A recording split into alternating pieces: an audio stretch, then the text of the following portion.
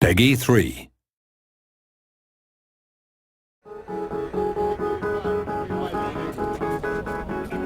Hi and welcome to the next Formula 1 2010 Dev Diary.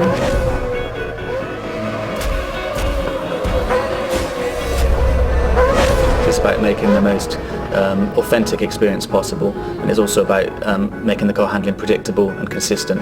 I think there's huge interest in terms of the balance that we have for arcade or simulation handling, and personally my preference has always been to go down the simulation path. You can make a realistic sim easier to play for somebody, but it's very, very difficult to take an arcade handling system and make that appeal to the people that prefer the simulation handling. Yeah, well, I'm the Brawn test and reserve driver from 2009. Part of that job is developing the simulator as well. We've had access to the teams, to the engineers, to the drivers. So what I do is try and bounce my level of expectation off Ant, who gives us a lot of feedback week by week.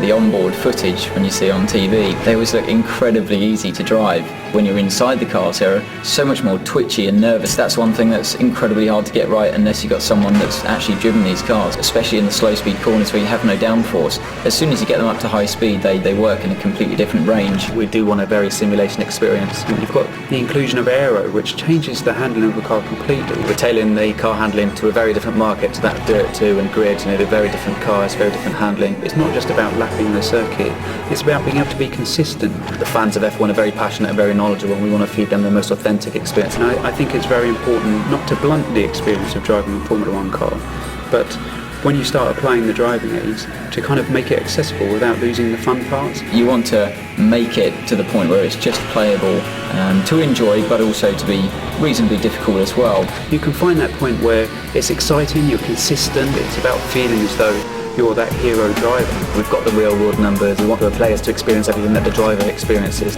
From the real car to the computer game, it's very realistic. Handling is key in Formula 1 games.